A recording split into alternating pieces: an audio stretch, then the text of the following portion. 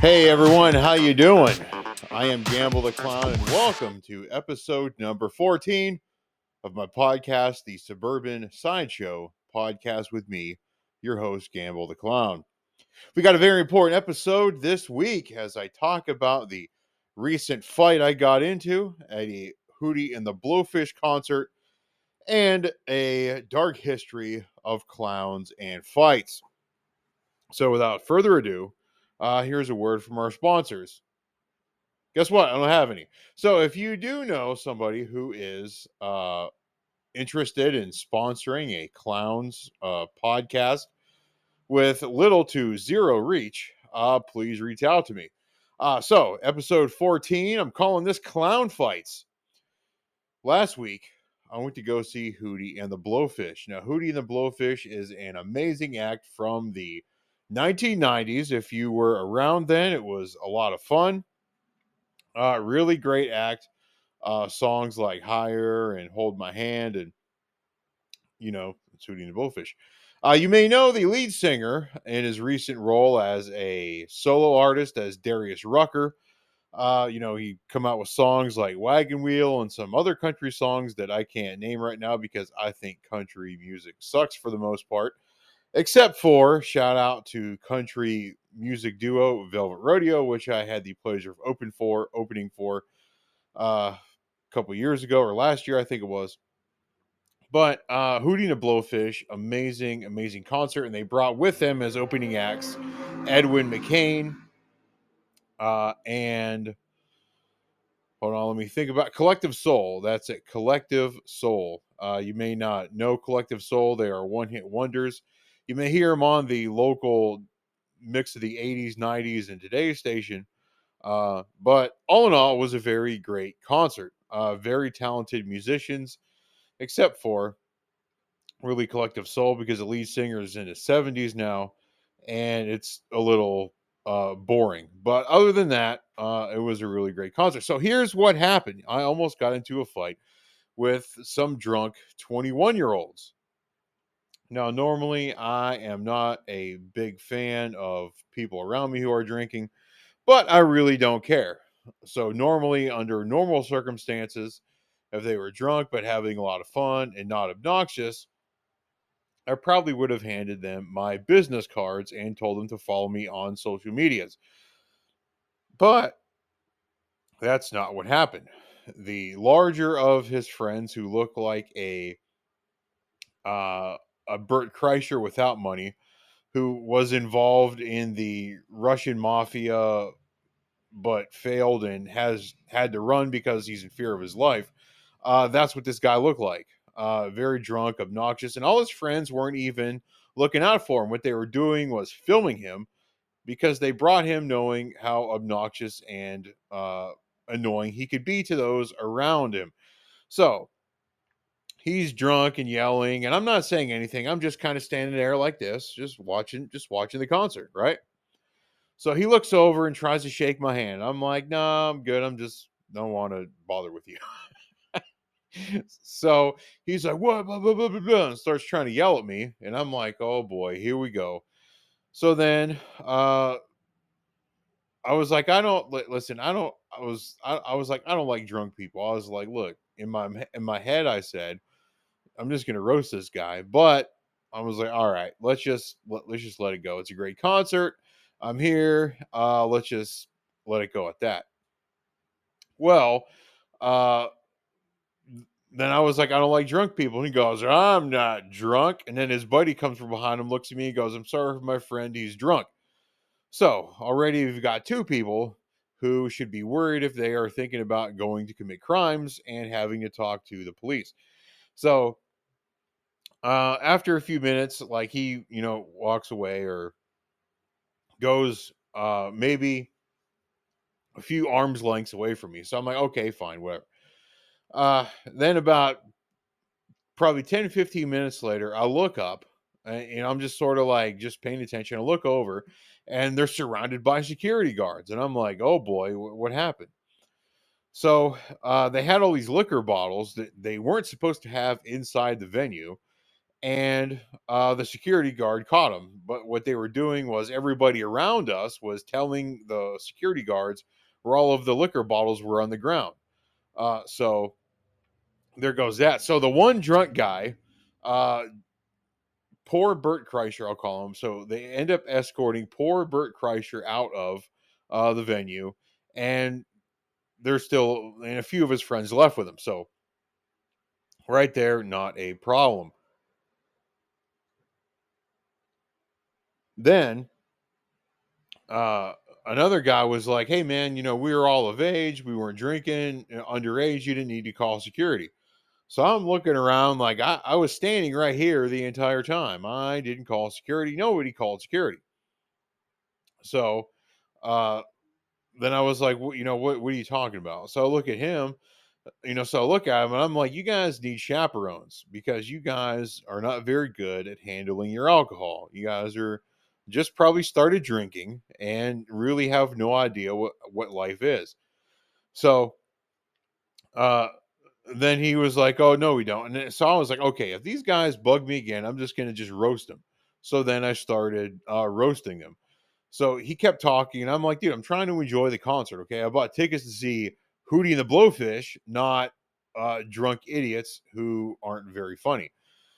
So then his buddy comes up behind him, looks at me, and goes, "Hey man, where are you from?" And I'm like, "Oh boy." I was like, "Listen, okay, I had to coach these guys in proper alcohol etiquette." I was like, "Look, dude, you can't come up to me if one of your guys has a problem with somebody. What you do is you remove your buddy from the situation with somebody else." So I was like, "Okay." And he looks at me and I was like, "Dude, just go away from me. Leave me alone. I'm here to enjoy the concert, not here to deal with you guys." Okay. So they eventually walk away. Probably 10 minutes later, a guy comes up, puts his hand on my shoulder. He's like, "Hey, what's up, man?" So I turn around and push him. And I'm like, "Hey, man, don't touch me." And I was about to just like knock him out. I was like, "Don't touch me." And he was like, "What?" And he was like, "I'm just trying to say hi." And I was like, "That's not how you say hi. That's how you say I want to get dragged out to the parking lot." So then his one buddy who was sober who came up earlier before was like, "Whoa, whoa, whoa, whoa, whoa, whoa, whoa, whoa, okay." And I was like, "All right, whatever." And then it started raining a little bit after that, and then all the drunks cleared out. So the concert was very enjoyable for the last 50 minutes, and I didn't have to teach younger kids on proper drinking etiquette in public places. So uh, that was a time when I almost got into that was probably the second time I almost really got into a fight. Uh, so there was one time I almost got into a fight. I was dressed as a clown. At the time, I was an active duty U.S. Marine stationed at Cherry Point, and I just saw some guy just like wailing on his kid. I mean, just pounding, pounding, pounding his kid like really hard, and like nobody was doing anything. So where this park was in Havelock, there was base housing that was right behind it, which is where I lived. So I grabbed all my stuff, like walked over to the house, changed over into regular clothes, and then came back to the park probably within 15, 20 minutes and confronted that guy. And I was like, "Hey, man, if you want to try and get physical, you can get physical with me." The shock on this guy's face, he looked like he just saw a ghost. And he hugged his kid, said he was sorry, and then he left. Now, I don't know, what happened after that, but hopefully I scared some sense into him that like he wasn't the only one around there that was able to throw a punch. So some of you may be wondering, uh, a violent clown, what is going on here? And I would say yes. Before I was a U.S. Marine, and I learned how to fight. Uh, your tax money, if you are a tax paying US American citizen, your tax money goes into the military to make sure that we win our fights. Uh, so, as a US Marine, I learned how to fight very effectively. But uh, I must caution you that it should be used in terms of defense. I love people, I love defending people, which is why I became a US Marine in the first place. Uh, because I am naturally protective, I'm a protector. So when I see somebody getting the raw deal, somebody's life in danger, yes, I'm going to step in and deal with the problem. So this takes me back to a very historic clown versus firefighter brawl. Now, if there are any firefighters out there, be warned because clowns can get seriously rowdy. So, in the summer of 1855 in Toronto, the circus came to town, and at the night when the clowns had a couple nights off, the first night the clowns went off, they went to the local brothel. Now in Toronto in 1855, the brothel and bars, they were sort of the go-to places in town. But the clowns in Toronto in 1855 made the mistake of going to the brothel that was frequented by the local town firemen. Now back in 1855 in Toronto, they didn't have the firefighter state-funded firefighter system that they have today.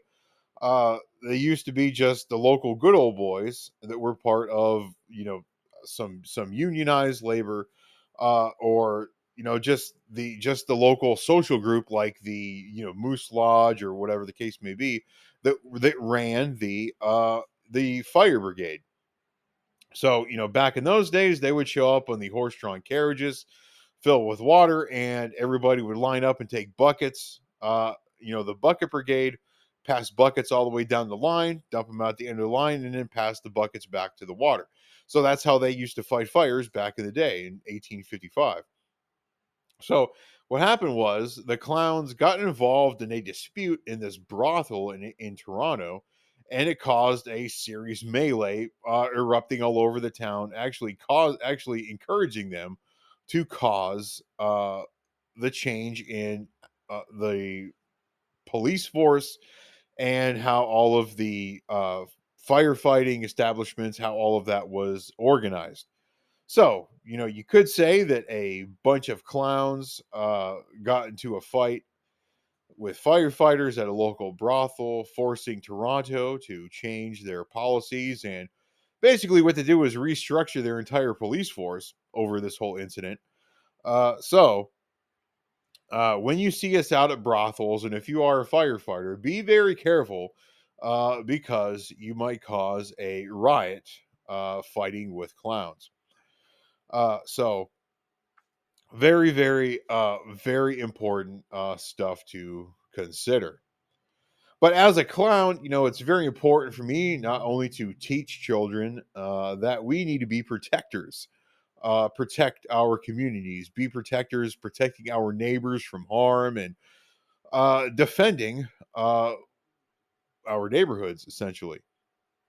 So that's why we should always have great respect and uh, obedience to the local police force, the local governments, and all of these things which are there to protect us. Now, not every single person involved in the government system is good. I agree. Anybody can agree with that. But for the most part, they're doing a very good job of, protecting us, keeping us safe. So we should always respect our policemen, firefighters, EMS, all of our government officials, because they do a difficult job and receive hate 24 hours a day from every side. So, if you are the praying type, make sure to pray for our government officials, law enforcement, everybody involved in the government system, keeping us safe. But it's also very important that if you see me at an event and I see a situation happen, I'm going to step in and defend someone's life. That's just how I was trained. And then I'm going to have a laugh at your expense and make sure I call appropriate authorities. But be warned that if you do see me out there, I could get pretty rowdy and uh, defend myself and those who I love. So, with that said, stay tuned to all of my social media channels. I am just uploading these podcast episodes on Rumble and YouTube, because everywhere else to do podcasts, nobody goes there. And I want the most reach possible. And I'm a clown, so I like videos. I don't really like doing podcast episodes where it's just audio. That's boring. I like video. I like you to watch me here. Maybe you're sitting down or eating or whatever the case may be, watching me on YouTube or Rumble or whatever. But stay tuned to all of my social media channels because I'm going to be putting out a lot of content, working on a few different sketches, working on some clown comedy to put on these things. So stay tuned for all of my public appearances because everywhere I go, all of my balloons are completely free of charge and I just work for tips. This has been episode number 14. Again, if you know any sponsors who would be interested in sponsoring this show, I will be happy to talk about them here live on my podcast episodes and get you connected to great services. But until next time, this is Gamble the Clown. We'll see you later.